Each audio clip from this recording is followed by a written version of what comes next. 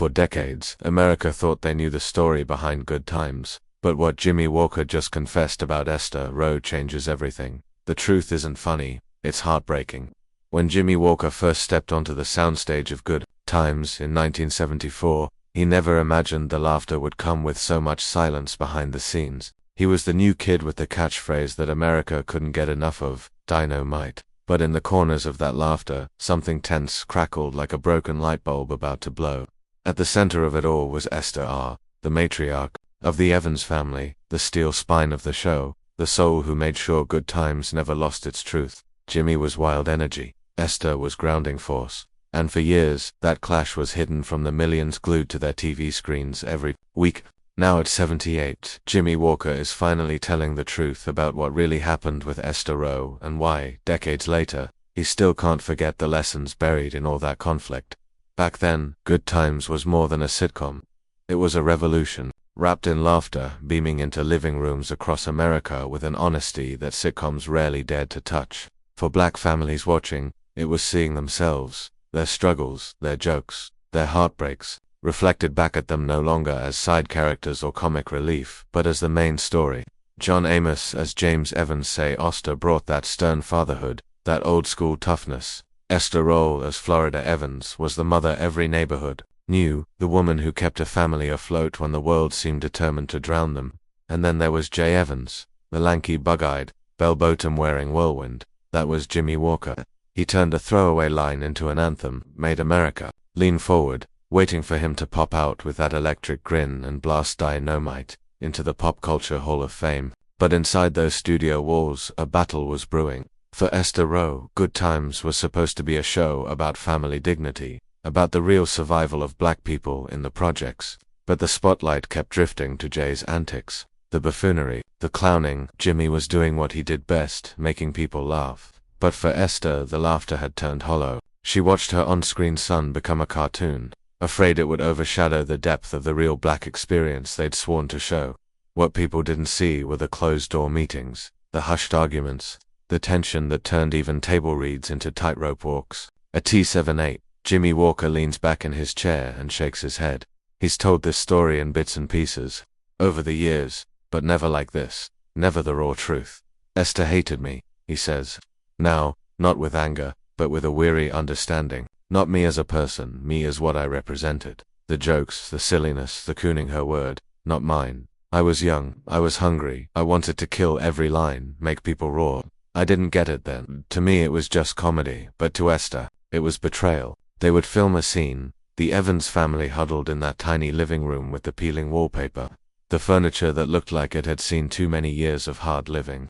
Esther would give a monologue that cracked your heart open, about pride, about struggle, about not letting the system eat you alive. And then Jay would burst in with a goofy hat, pull a face, and the audience would explode with laughter. Cut. Esther's eyes would find Jimmie's across the set, and it was like the laughter was a knife she couldn't pull out. Years later, Jimmie remembers one day in particular they just wrapped a heavy episode 1 where James Sear had died, leaving Florida to hold the family together alone. It was a script Esther had fought for to show grief, to show the rawness of black womanhood, the cost of being the backbone. Jimmie had tried to keep it low-key, respectful, no punchlines, no DIY, no might. He wanted to honor it, but when they wrapped, one of the producers came over, slapped him on the back, and said, "Next week, we'll lighten it up, kid. Give him more." Jay. He caught Esther's face. He looked like she'd been slapped. It took Jimmie years to understand that for Esther, Good Times was a mission, not just a paycheck.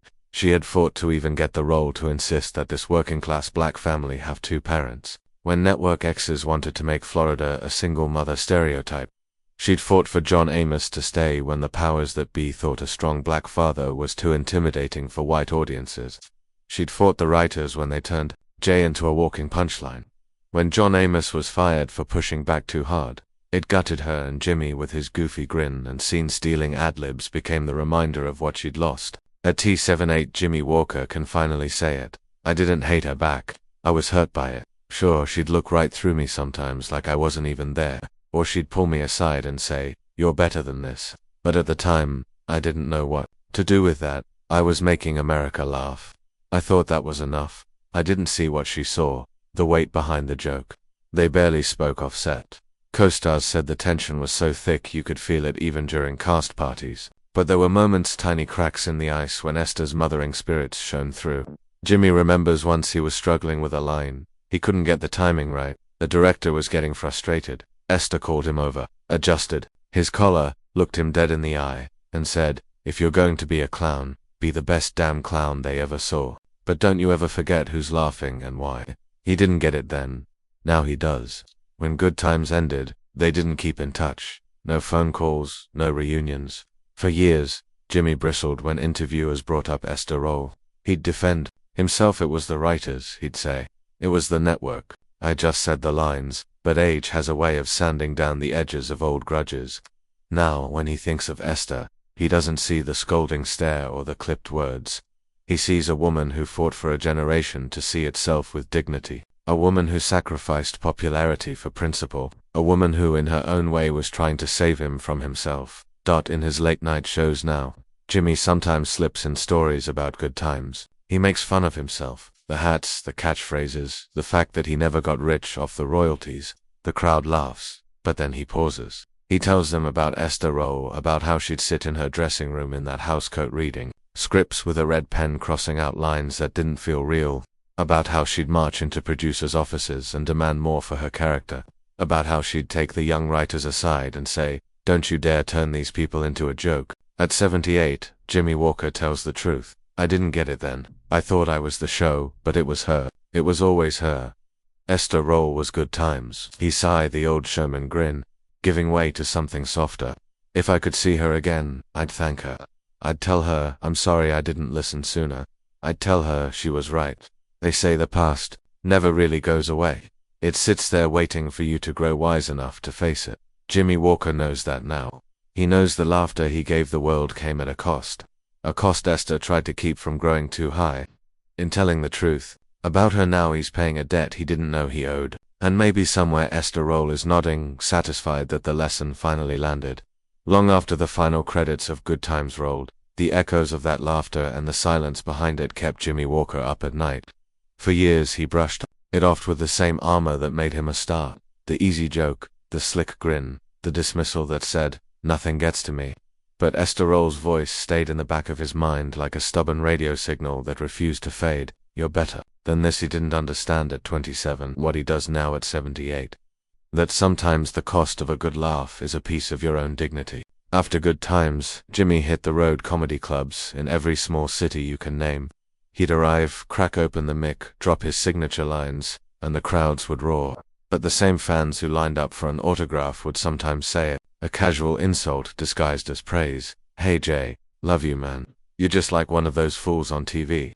They'd say, "Fool," and laugh like he was in on it. And for a moment, the grin would tighten around his teeth, but he'd push it down. He had to. He was the funny one, always the funny one. Meanwhile, he watched Esther Rolle from afar. She didn't fade away like so many others. When the sitcom bubble burst, she went to the stage. She returned to her roots, to serious drama. That gave her purpose long before Hollywood came knocking. She won an Emmy for Summer of My German Soldier. She lectured young actors about the power of saying no, the price of selling out for a cheap laugh. In interviews, when asked about Good Times, she'd make it clear she loved the show's potential, hated what it became, and though she rarely named him outright, everyone knew who she was talking about when she said, "It hurt me to see my people turned into clowns." Sometimes that stung Jimmy enough to snap back in press junkets. He'd throw shade right back at her, calling her too serious, too controlling, a buzzkill for the fun the show could have been. But deep down, each barb felt cheap. He didn't admit it then. Pride is a tough thing to kill, but it nodded at him. That the woman who had lifted the show from just jokes to generational impact could never look at him with the respect he so desperately craved. Jimmy's own journey through Hollywood's back alleys wasn't pretty either. He saw how the industry devours people like him, the big laugh, the catchphrase, the novelty tee.